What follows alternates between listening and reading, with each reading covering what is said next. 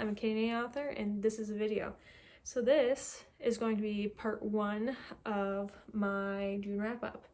I say part 1 of 2, but it's kind of 3 because I'm going to do a results analysis from Whatever-a-thon and do that. I just haven't had the energy. I've been really busy working on my next collection and whatnot. And obviously I went on vacation as soon as Whatever-a-thon was done and all that stuff. So this one is going to be books I have physically at the moment. And I'm doing that because a lot of the books that I had either gotten from the library and have since returned, or that I listened to on audiobook, or I read for graphic novels were series, so I'm going to talk about them condensed.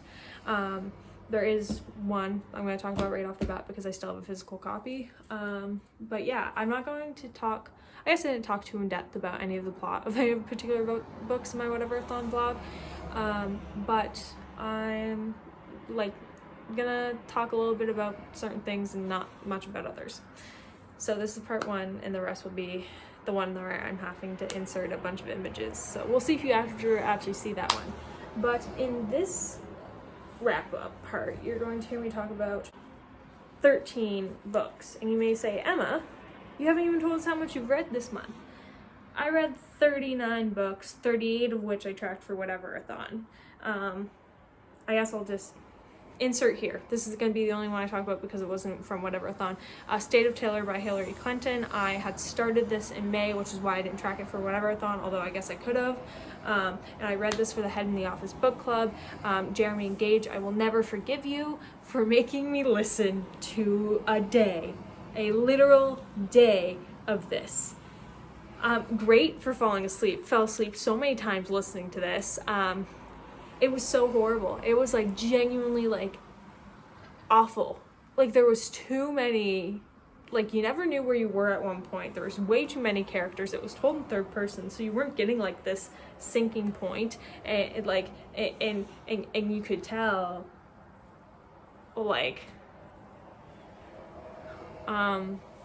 you know what we call Orange Man bad jokes on Twitter? That. And I do agree to Orange Man bad. However, Hillary, you can afford therapy. This State of Terror, not therapy. But yeah.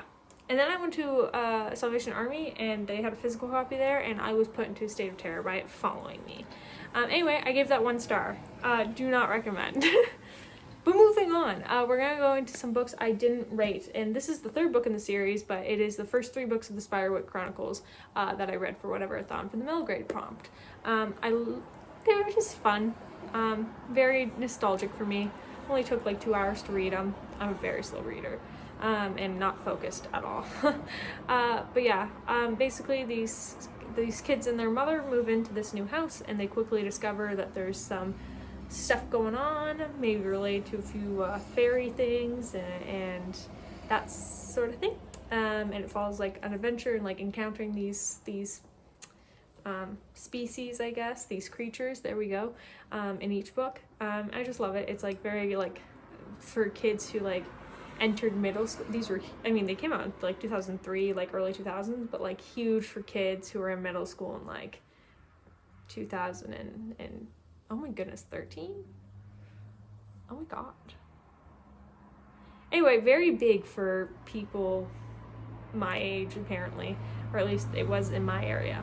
But yes, I didn't rate these just because they're middle grade, and I think the first 2 were reads. But anyway, yeah, I think I'm going to get the last 2 books to read from the library, just because it's so nostalgic. They made me feel happy to reminded me of my childhood and stuff. So yeah, this one's from the library. I gotta return it, but yeah. So next we're gonna go through a bunch of 3 stars. I'll start with the lowest 3 star I gave, and that is The Clothes You Used to Wear by Charmaine Chudel. This is a poetry collection. It's very artsy. It felt, and that's why I didn't rate it very high, it's beautiful lyrical writing, but I just felt like I didn't mean anything. Which, to each their own. That's not the type of, by no means the type of writing I do. I do very matter-of-fact writing. So like props to you.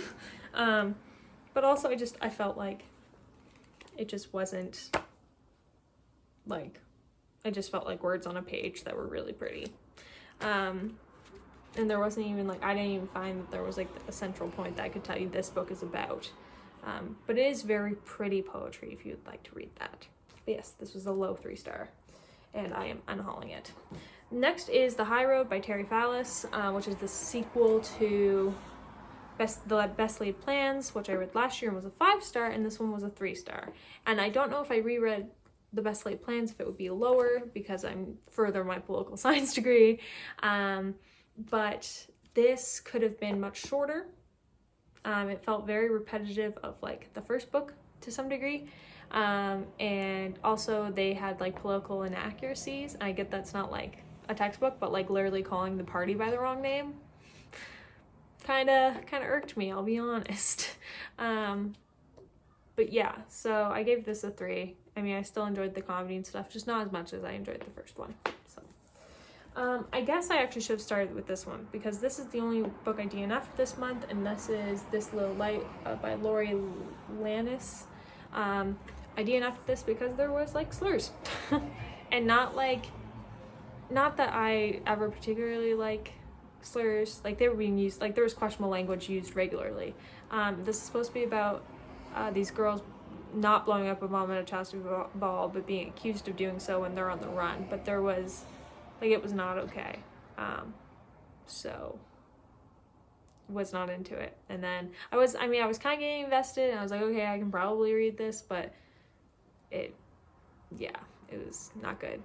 Also happy I DNF'd this and wasn't reading this when the official overturn of Roe v. Wade went out, because I wouldn't have been able to deal. Next, We Can't Ever Do This Again, Amber McMillan. I gave this 3 stars. It was good. It was a solid poetry collection, very emotional. Not about what the Goodreads says it's about. And it's mainly about like being a mother, I believe, and dealing with that sort of thing. From what I remember, I read this very early on in the month. But I only had one poem that stuck with me, enough to tab it. But yeah, solid. Happy I read it. So next we have Aftercare Instructions, which I also gave a 3 to. I thought this was going to be a 5. This is by Bonnie Pipkin. There we go. But it was not. The first half was a 5, and I think it's because I read this just after Roe v. Wade was officially overturned, and I didn't before, but I especially don't now have any time for people who don't believe in a person's right to choose what they do with their own body. And the fact that, like, obviously that was present in this book. There was people like that, but like interactions with those type of people in certain parts of the book peeved me off. So it went from like being a 5 to a 4 to being a 3. So that's what we're doing. But it is a good book. It's kind of in that vein of like Everything Beautiful Is Not Ruined, How It Feels to Float, and then like I would put the writing style and like the feeling behind the writing in the same arena, and some of the same elements. They all have dead parents. So that's, but I would say Everything Beautiful Is Not Ruined, like if I could put it higher, but you can't see my hand. It's such a good book.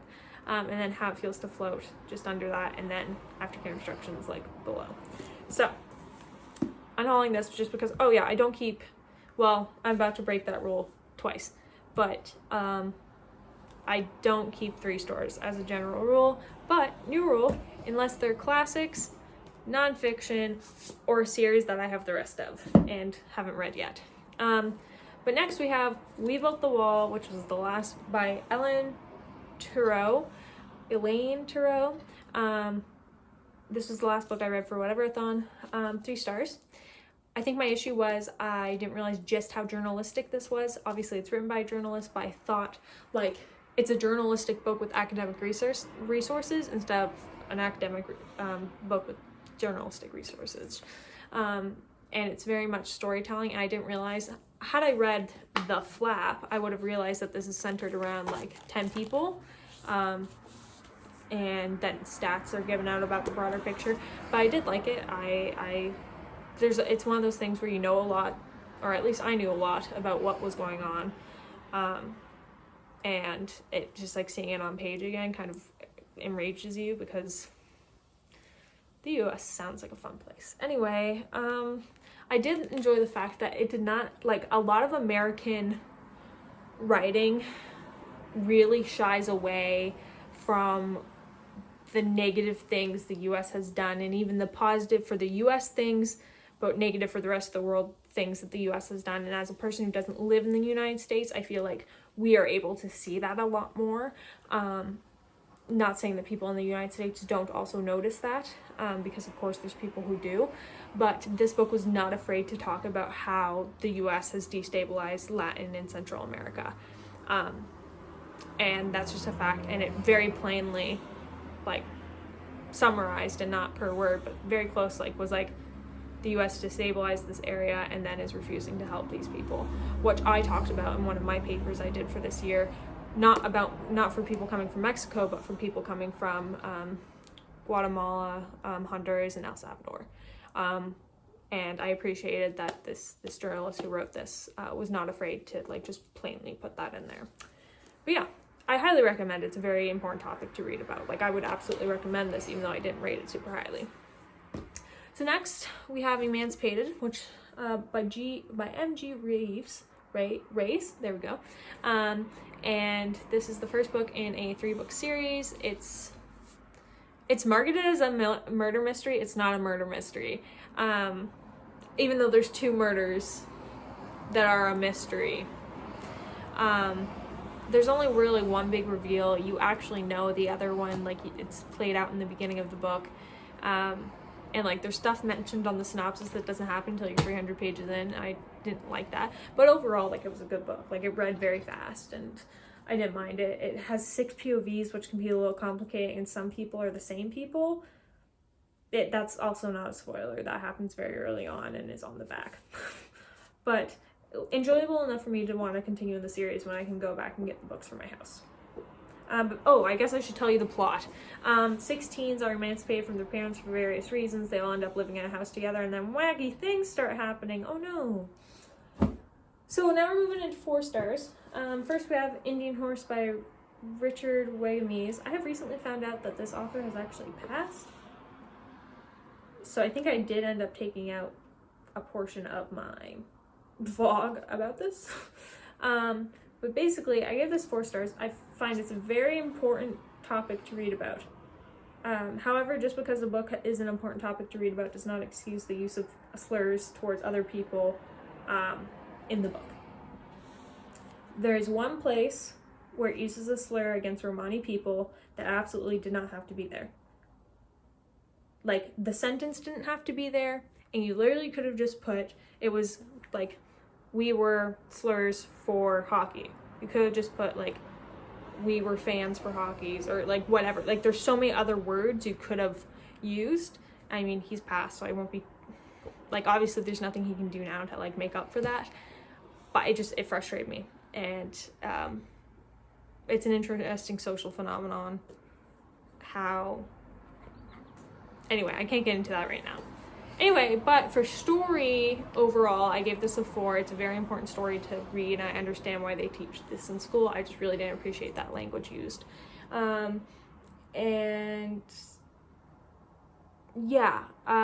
It's about residential schools, and about this boy, Saul Indian Horse, being taken under the wing of this priest, and eventually moves up the hockey ladder. But you kind of see how this interruption in his cultural life by going to a residential school actually prevents him from living this star hockey life.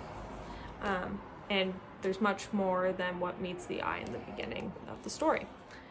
But yes, 4 stars. Understand why they teach it in school. Do think it's a very important thing for Canadians and Americans to read, to understand, especially this time of year with the national holidays just passing, to really understand what our countries did, and continue to do to Indigenous communities. moving on. So I also read It Begins with the Body by Hannah Shafi. This is a wonderful poetry collection by a Canadian author, and she is a person of color. I can't think of exactly where she's from, just off the top of my head. Hi, I know you can't see me at the moment, but I just had to interject because I didn't phrase that correctly. What I meant to say, I didn't no. Oh my god, Emma, can you speak? I just woke up, I'm editing, sorry. But what I meant to say is I didn't know which community she was a part of, not where she was from. That was not the correct way to phrase that, so I apologize, and I want to correct that. That's all. But it Thank explores, you. like, that experience and, like, growing up in, like, the multicultural scene of Canada, or I think in Toronto. I have to... It's in a bigger city, in a multicultural center, as we say in Canada. But yeah, it's very good, and I'm very happy I read it. I would highly recommend. I give it 4 stars. I think it's very beautifully and honestly written. And there's also some really interesting artwork and stuff. So that's like not the usual type of artwork you see in these types of poetry collections. But yes, absolutely wonderful. Explores like the experience of being a minority in Canada and like as a teenager and like growing up with that and like expectations from your culture and whatnot. Lovely read. And lastly, which is a 4.5, we have The Female of the Species by Mindy McGinnis. This is not actually the one I read. I listened to this one on audio, but it was on my foot's asleep. It was on my physical TBR. I absolutely loved this book. It was great. I think it was very well balanced. Yeah, absolutely amazing. And I should have read this so much sooner. I'm now listening to her The Initial Insult series. Anyway, I'll get into that. But yes, this is a book about a girl whose sister is murdered and she is in her senior year, and kind of how she's dealing with rape culture and the bad things men do. And I gotta be honest, as a person with some experience with the bad things men do, enjoyed this book. I found it very therapeutic, actually. Like, I so much appreciated with the turn in this book. I mean, you kind of know from the beginning, but the twist in this book, like the other characters are like, no, checks out, dude. I totally understand why you did that. And they're not like, oh, I can't believe you. Like, I appreciated that so much. Like, actually having like that, like a very nuanced conversation about this sort of stuff, but in a very blatant way. But yeah, I loved this, highly recommend it. It's good, but like also trigger warning for like rape, murder, assault.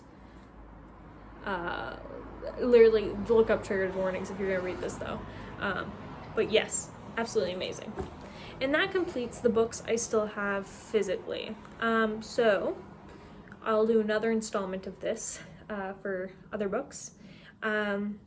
But yeah, if you enjoyed this, you're already on my channel, you can keep up. If you want to see like me talk about these books some more, you can go and watch my Whatever-a-thon videos. These are all scattered from vlog 1 through 8, which are now all uploaded. But yes, if you'd like to see more of me or learn more about my brain and read my thoughts on a page, you can check out my book, which is in the description below, both the buy link and the Goodreads link, or you can check out my, whatever I said, you can check out my Facebook author page, which is also linked below. Anyway, I hope you're having a great day, and bye.